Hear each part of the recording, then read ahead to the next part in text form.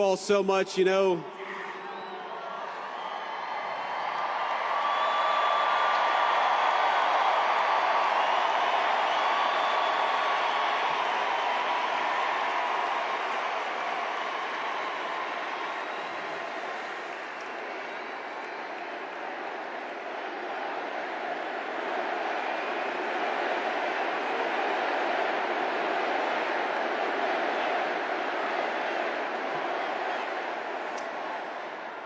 You know, I can't help but think that they tried to silence my friend Charlie Kirk. They tried to silence our dear friend Charlie Kirk. And tonight, we speak with Charlie and for Charlie louder than ever.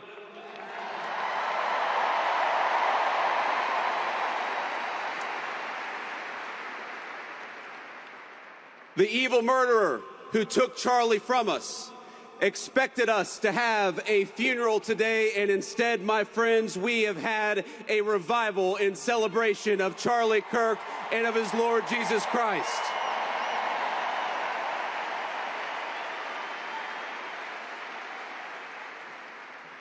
We gather here in this stadium in the hot Arizona sun, shielded in a great shining city our fathers raised out of the desert. And from this desert, Charlie Kirk built a movement. He transformed the face of conservatism in our own time, and in doing so, he changed the course of American history.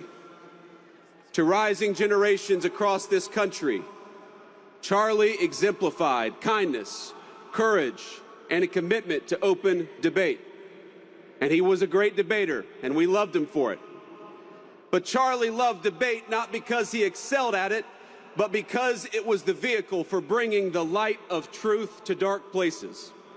And Charlie Kirk brought many truths in his life.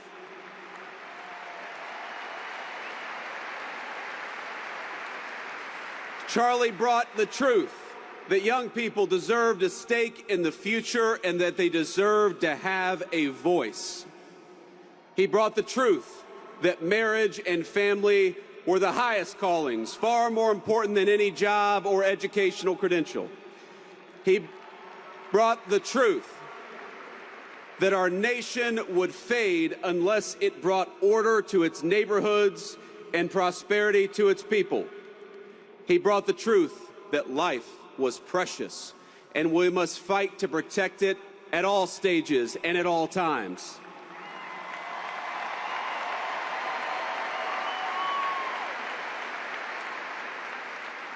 But most of all, Charlie brought the truth that Jesus Christ was the King of Kings and that all truth flowed from this first and most important one.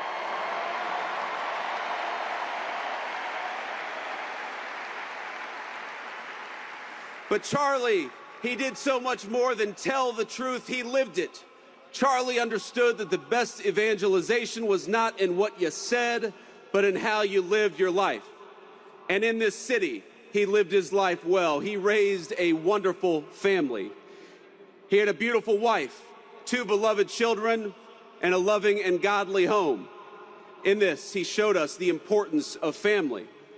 He lived 3 decades he had on this earth with a sense of Christian virtue that would make any man, any person proud.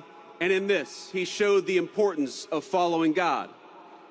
He was a kind-hearted man, a hard-working person, and any parent would be proud to have him as a son. In this, he showed the virtue of industriousness. He was present and loving as any child would hope of his or her father, and in this, he showed the importance of strong Christian fatherhood.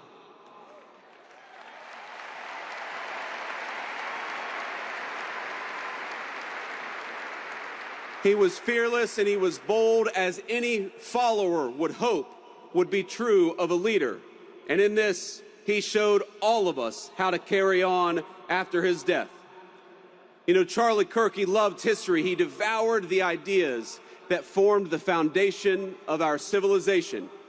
He stood for a tradition that Socrates established 2,500 years ago, to question, to search, and to teach.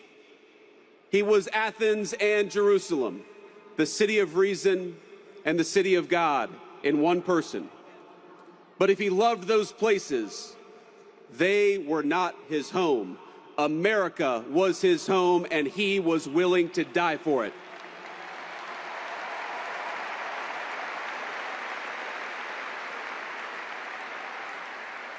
You know, Charlie, he loved this country with a contagious intensity. Anybody who talked to him knew it and felt it.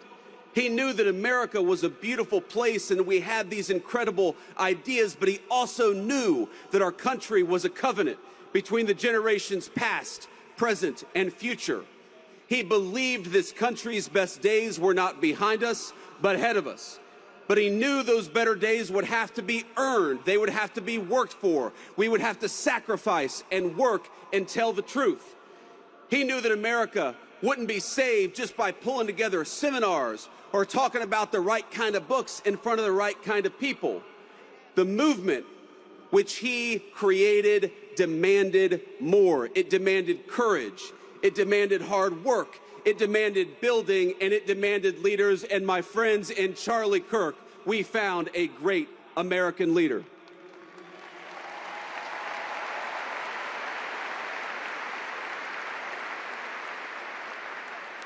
Now, our whole administration is here, but not just because we love Charlie as a friend, even though we did, but because we know we wouldn't be here without him. Charlie built an organization that reshaped the balance of our politics. Turning Point brought millions of young people into conversation with one another, brought millions of people into advocacy. He asked of us, not just that we talk about saving our country, but that we actually go and do it, and we do it together.